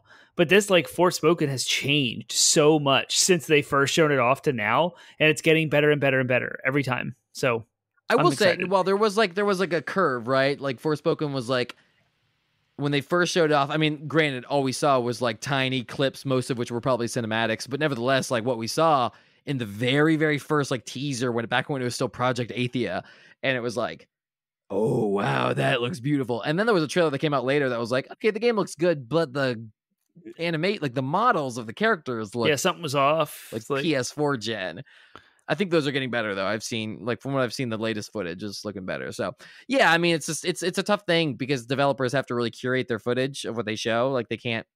Yeah. Like, the more I've learned about the gaming industry, the more I've learned these timetables are really tight on these games. That's why crunch exists, and they get a lot done within the last month or so of month or two. So like when they're showing a game off like a year in advance, it's like, yeah, pardon it for looking kind of crappy. Like it's still a work in progress. So anyways, and so as much as I criticize the criticism of graphics, I will say that I do tend to land on the side of like Game Freak could be doing so much more than they are. I feel like Game Freak does not share Nintendo's values when it comes to innovation, right? You've always said that quote of like, the newest game should never, like Nintendo always says the newest game should never feel like the game that came before it. Like, right? Like there should always be something new we're trying, right? And they've really lived to that, right? You see that especially in the Zelda franchise where the games have such wildly different mechanics between them while still maintaining that identity of Zelda games.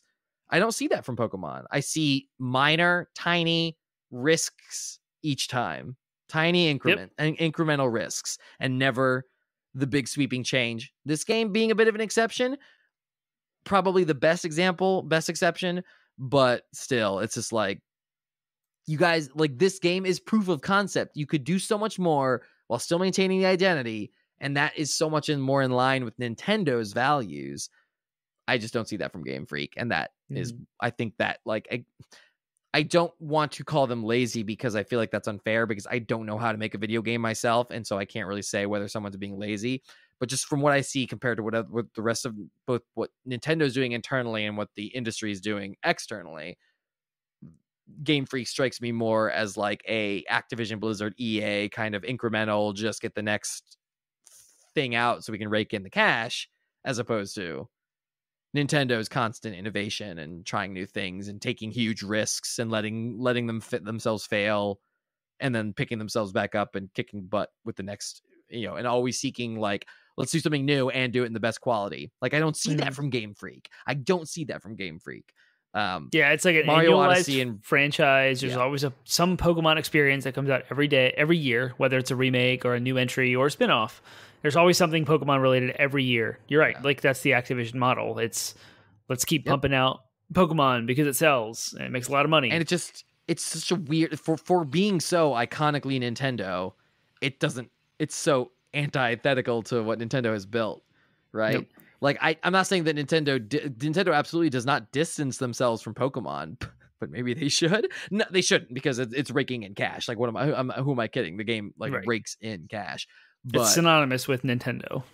It's just so weird, right? It just seems so opposite their model. So whatever. That's my. It is. So that's what's cool. Like, side note about Nintendo, even their innovation comes with risk. Look at Star Fox Zero on the Wii U. Yeah, it's like it was a critical flop. I thoroughly enjoyed it. I love that game. I kind of want to play it again.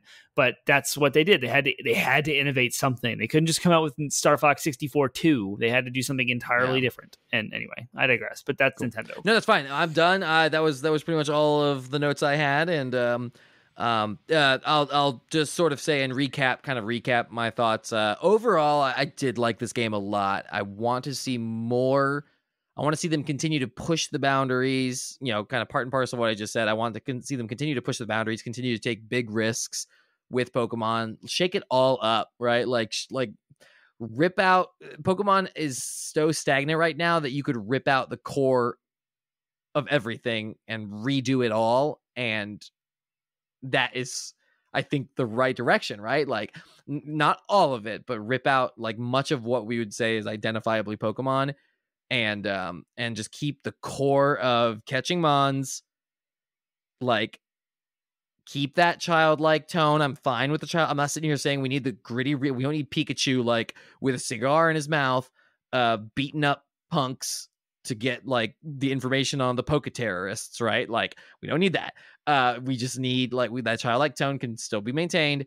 Catch Pokemon, highly Japanese in its like cultural inspiration, and then just like, but like everything from like the Pokemon themselves to the combat to quality of life to objectives to story, like all of it. Let's rip it all out from the foundation and like start over.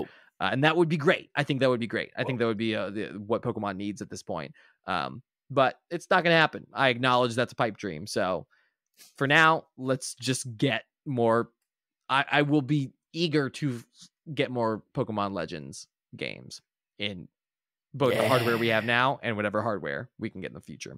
So can you completely gut the game? Sorry, Shan, like Sharks. Can you completely gut the game and continue to have it be a child-friendly game? I think so. I think there's no reason why not. I mean, we saw that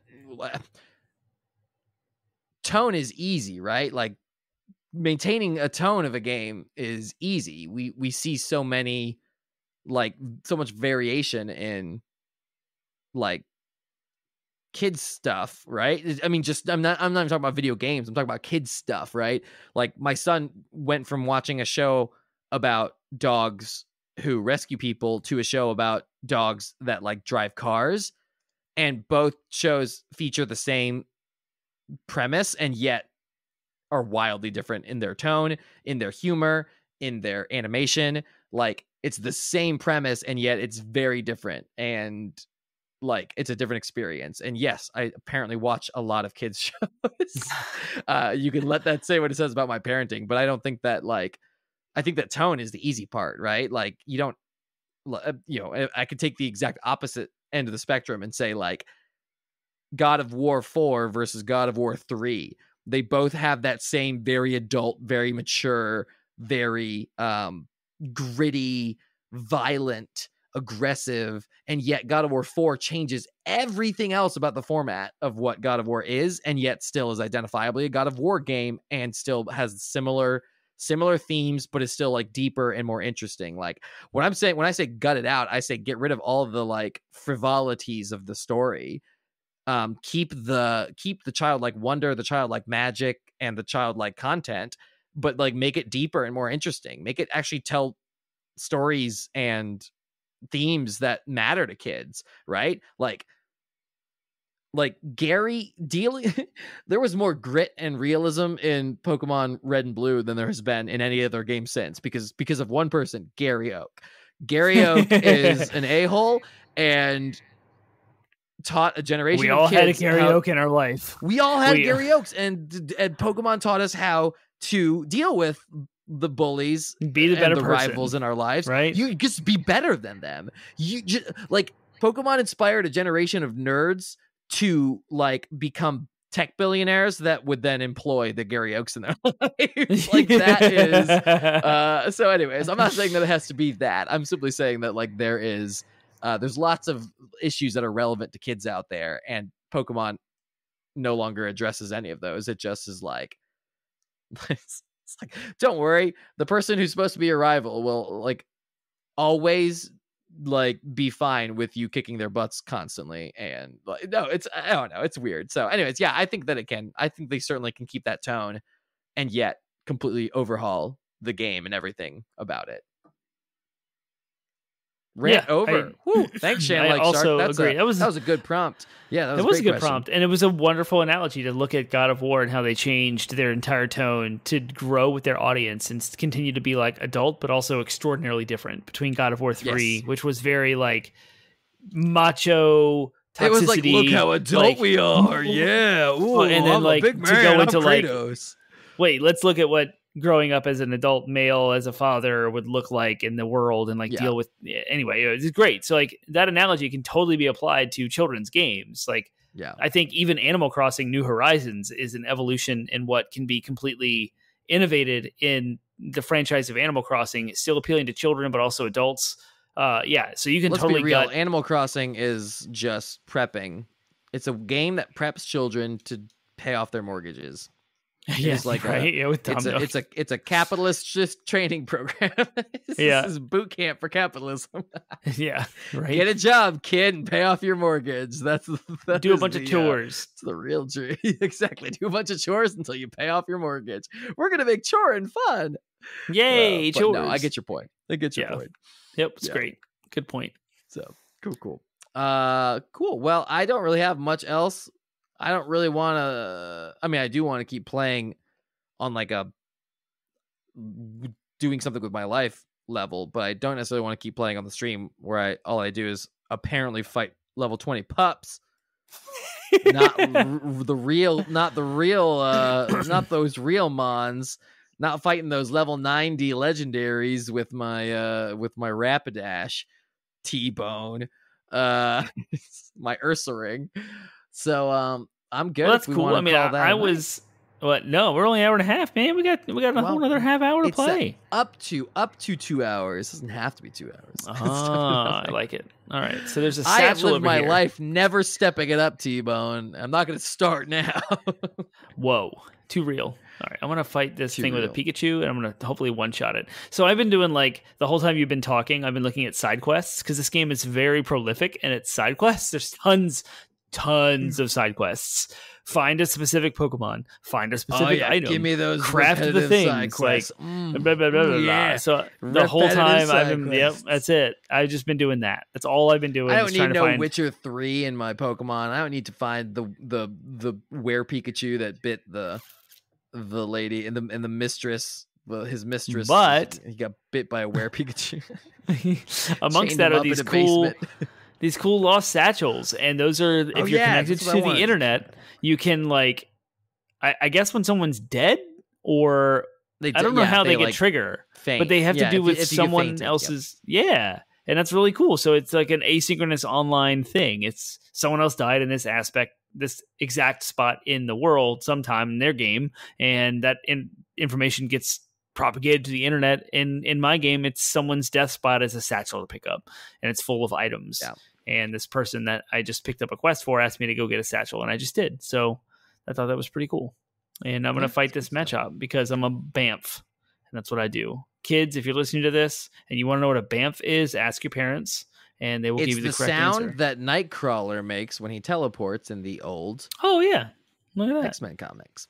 Get out of here with that. When people start saying that, I didn't know what they meant, and I assumed that they were talking about Nightcrawler, and I was like, yeah, Nightcrawler's making a comeback. My favorite X-Men. Ah, Nightcrawler's awesome. Bamf. And apparently Bamf. Blizzard is that's wildly what happens inaccurate. in my head when Bamf. That's what happens in my head whenever I see any character teleport in any video game or TV show. In my head, I translate it as Bamf, Bamf, Nice. Bamf. Yeah, that's how influential X-Men comics were on me. As a kid. I love Marvel. I just finished watching or reading a Miles Morales comic. It was awesome. It's great. Now I'm using my Walrein that I just caught, my level 50. He kind of did because he goes through dimensions. It's kind of his thing. Nice. Bamf, Bamf. Well, sort Bamf, of. Bamf. It's not. Yeah. Yeah, look at that. I just say, killed a champion thing. I don't have any space in my satchel. What the crap? How do I... There's limited the inventory space. management in this game is a big criticism. We forgot to mention that the inventory sucks. And when you level up your inventory, it's like it costs you like it's an exponential increase in the amount of money, and you only get one slot added to your inventory at a time. It's awful. So yeah, that is a downside. How do you craft? Like right here, you go to your now hit you go to your you're behind. I'm delayed, but you go to your menu and then you hit key items. I think the R1 bumper. Oh, crafting kit. Yeah, craft. And then the crafting kit. Yeah, and then you can craft on the fly. You can also craft at the tables. You can do more crafting at the tables. No, you can craft with access to your like bank storage of items. If you go to the crafting table, but if you craft from your crafting kit, you can only use items from. There we go. Now I freed up a bunch of space. Person. Yeah. Oh man, I'm sleepy. Ugh. Sleepy. Sleepy. So yeah, I've just been doing a bunch of side quests. I want to continue the story because, see, like this game does have the same sort of. Not fatigue and overwhelming stuff combined in that there's so much to do. There's so much. Yeah. The Pokedex itself, I'll show you. Here's the Pokedex, right? I went into unknown for some reason. Yeah, it's delayed. But I looked through the Pokedex, and there's every single species of Pokemon that's in order for this region, the Sinnoh region, and there's all these objectives and research levels. So I'm looking at Burmy, research level 4. There's a check mark for number of them being caught, number of them being defeated, number you've defeated with flying type moves, times you've seen it use Struggle Bug. It's a move that it can use, so you can like watch it do that. Number you've seen it, different forms you've obtained, number you've seen leap out of trees, and number you evolved. So you could like take that and be like, that's one species of Pokemon that is just Burmy. And that's like some grass type Pokemon that it doesn't really mean much. It's not a legendary. It's just a common grass, right? You have that, and then you can go into your like side quests where there's like so many things to do. I have hundreds, but there probably is hundreds of requests. So I'm already up to like 48 is the highest number I see here, and there's so many undone. And there's like racing. There's the racing was there's like cool. The Will-O-Wisps that are like around, which are a collectible around the world. There's a score of 10,000 points or more, target practice games. So there's so much stuff you can do that I would easily have back in my Skyrim original, like OG, when I first picked up Elder Scrolls, I was super overwhelmed by all this stuff and I couldn't get into them. And The Witcher 3 helped me like frame that, put it into context. It reshaped my context of what that looks like. And now I have a new appreciation for games like Fallout and Skyrim, and that don't put as much importance on all of that stuff as I was. So you can just mainline the game. You can just do the main quests. You don't have to do any of that stuff. And because Nintendo doesn't have an achievement or a trophy system, you don't have to worry about like, doing any of that stuff. So I will probably just mainline this game from where I'm at now to the end of the game just to get through it, just to finish it and check it off the box. Like I finished Pokemon Legends Arceus, and if there's a specific aspect of the game that grips me and I want to go back and do it, I will, because it's backlog season. There's no new games coming out for like the next 3 months, and I'm almost done. I'm so close with Paper Mario Origami King. I'm so close. I'm right there. I just finish that and just move on. There are rewards. Yeah, every single quest has rewards. Like you can see the rewards at the bottom. Say, search for bitter leaves. Find the Pokemon with 3 leaves in the Crimson Mirelands and catch one and give it to this person. I get Find Remedy and Hoppo Berries. I don't know what Find Remedy and Hoppo Berries do. Maybe they're ingredients for crafting. This one gives you a Max Revive, which is actually pretty valuable. This one gives you an Experience Candy Small.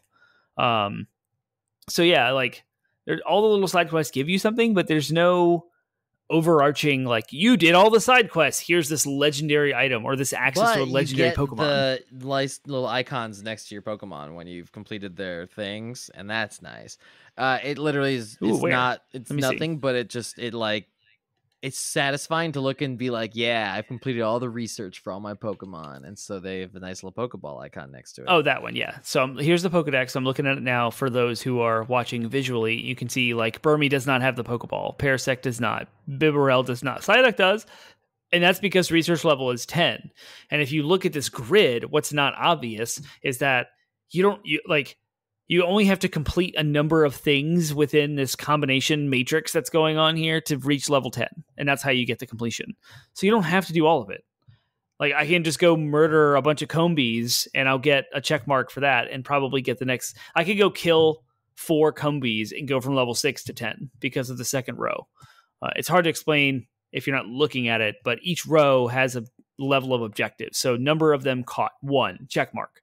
Catch 3, check mark, that's level 2. Catch 6, check mark, that's level 3. Catch 12, another check mark, that's level 4, and so on and so forth. So you can go through the Pokedex. If you want to 100% the Pokedex, every single Pokemon game ever released has a reward for completing the Pokedex.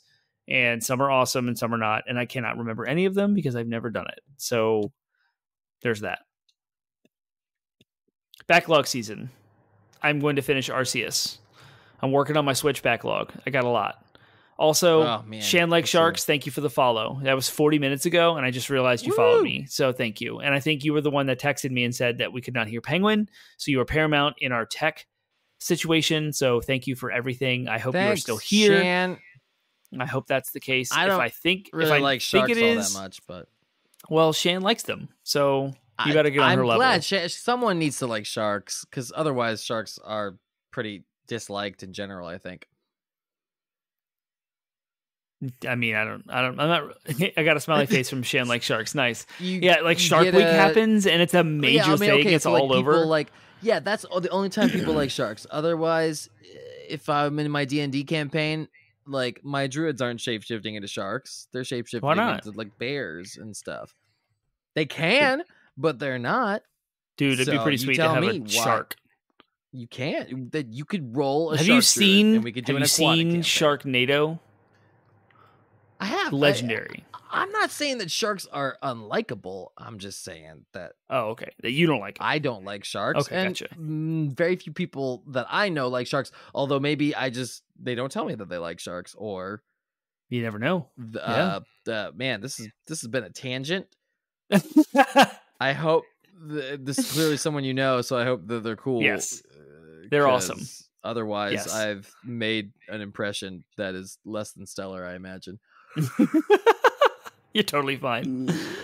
Yeah, I'm used to. I'm actually and genuinely excited for Scarlet and Violet, and that's because I just gave my 7-year-old son a Nintendo Switch for his birthday. It was his very first console that he now gets to call his own. And I'm totally going to get the double pack that comes with Scarlet and Violet, and he's going to get Violet, and I'm getting Scarlet, and we'll have both versions of Pokemon in the same household. and I'm super excited to like trade with him and get him involved. It'll be his first mainline Pokemon entry all by himself. I'm just gonna You're live. gonna burn that kid out on Pokemon so hard. You're gonna be like, "You gotta level up the Pokemon. Trade me How with far this are one you? to You need to trade." get farther. I can't get this Pokemon. I need you to level it up right now.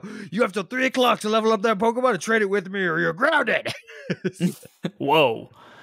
I wish my parents did that. Hey, it's you. It's you who's you're the one doing it to your kid. I wish my parents would ground me for not playing enough Pokemon. That would have been awesome. Which is an absolutely absurd notion. Right. Well, it has been an hour and 42 minutes. That's it. We're good. I think we're good. I don't think anyone wants us to continue to ramble like I got a level 10 Starevia entry in my Pokedex. So, if you had been switched over to my screen, you would have seen me valiantly fight a giant hippopotamus Pokemon with Pokemon all lower level than it. T-Bone. Get out of here with that crap. Well, it's my fault that nobody saw that. It is your fault. Because I'm the one that's got the... You owe me a victorious moment. Dan, you're amazing. Thank you for fighting champions. So we're going to switch to Elden Ring, and I'm going to fight something. Oh. Whoa. Fight something I know how to beat. Dark Souls Pokemon? It. So if you want to... Yes, please. Oh, my gosh. From Software making a Pokemon game. Ooh. I'm into it. I'm here for it. It's now my one and only dream, and I don't even want necessarily America. If America were to fall into a dictatorship and we were to all become like slaves to the aristocracy, the billionaire aristocracy, it would be worth it if they were like, but you're gonna get a Pokemon from Software game. I'd be like, all right. Welcome our billionaire Elon Musk overlords. That's yikes! What I want. You are saying so many things that would just get you inflamed on Twitter right now. Yeah, but it's Twitter, so like if anyone's still on Twitter, right? then they deserve to be inflamed already. So let's be real. You would be the inflamed one, not anyway. Well, yeah, but like they're Twitter users. It's like telling me that you're basically telling me that like, oh man, you'd feel so bad if those kids were to call you immature. I'm like, yeah, but they're children. No, like, right. Yeah, you know what I mean. Like you insults from pearls before swine, I suppose. Is that the saying? That's not the saying at all. That's a whole different saying, but it's okay. Yeah, you're right. I would get inflamed on Twitter. I'm the one that had a beer. What are you talking about? I'm just bored now. I'm bored, and so I'm just saying nonsense. So, hashtag Elon Musk. Hashtag Nope. Amber Heard versus Johnny Depp. Hashtag. Nope. Nope. Just nope. I'm gonna nope all that. Pope and nope. It. All right. Well, that's the show, I guess. So audio listeners have probably stopped at this point. And I'm getting that sweet music again, and I'm so here for it. It's pretty awesome. I don't know how you did it. Thanks for watching. Check out the podcast. We do a podcast that's much less controversial, I guess. Or maybe not. Maybe it's just as controversial. It depends on our topic, I guess. But we're doing an episode. I'm working on an episode now about like how to teach gaming to non-gamers. And that was a good discussion. And it's fun listening to it over again. So you can check that out. That'll be airing on Monday at midnight. Monday at midnight. You can listen to it. So check that out. And then we'll do another one of these. No, we're not. We're skipping a month because Termite can't stay home for longer than a week. For the next month and a half. So we're just gonna shoot for the end of next August. Just give ourselves when life gets too busy. Unfortunately, streaming is the first thing that has to be cut. So, but that's okay because that makes it more special when we actually do it. So next week, if you are just dying to get more of us on a live stream, you can check out the D&D live stream I'm doing now, Advantage or Die. It's totally unrelated, unaffiliated with our show here, but shout out to those guys. We had a lot of fun. I seduced the Death Goddess in the last one we did, which is live now.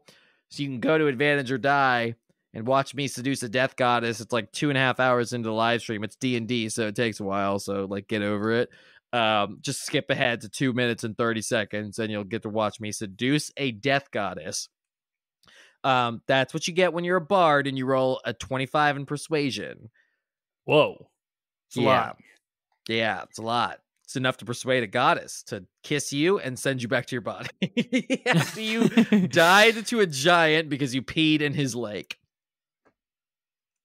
Neat. Don't pee in lakes, folks. That's not a thing. Don't pee in lakes. Don't tick off giants, but absolutely don't endorse seduce death goddesses. Yep, no. But we do endorse seduction of death goddesses. So check all that out. And other than that, we will see. Oh, Termite, tell them where they can engage with us if they want to engage with us in something. I have other a question than for you on a live stream. Where can they find your live stream information about your D&D that you do? Is that tied to 80-bit? Can I say the same thing? No. So to find you fine. specifically. I said twitch.tv/advantage or die. Okay, gotcha. That's where you are doing your D&D thing. On what nights of the week? It. Tuesday nights. Every Tuesday? But you can subscribe now, and you can see the episode we did. Sure. Last 2 but what time do you go, in case I want to do this next week? 7 o'clock. It's 7 o'clock Eastern. Daylight savings time. Yes. Which is now. Right. That's what the time EDT, is right now, yes. Eastern Daylight Savings Time. Yeah. Got it. Yeah, okay, yeah, sweet. yeah. So know that. Audience, go do that, because you got to see Penguin Man do his thing. Yeah. Outside of that, we also do our own stuff. You can interact with us, give us your thoughts, questions, comments, concerns, and ideas at all of our social media platforms over at 80bitpodsmash.com, because that's our landing website. It has links to all that stuff. We have a Discord server. You can chat with us. In fact, I'm about to post about summer gaming. Memorial Day is behind us. It is now officially summer. Although the first day of summer is not until June 21st. It's summer now because it's in the 90s in Virginia.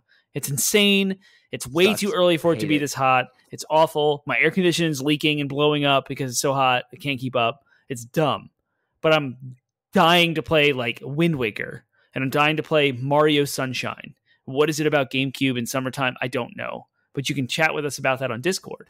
And you can find our Discord server via our website, 80bitpodsmash.com. So go do that. Go check us out. Give us all those thoughts. Subscribe and follow us here on twitch.tv/80bitpodsmash. If you're finding us through YouTube, go to the Twitch channel, hit the subscribe button, because in August, we're going to review something. We don't know what that is yet, but we'll be there.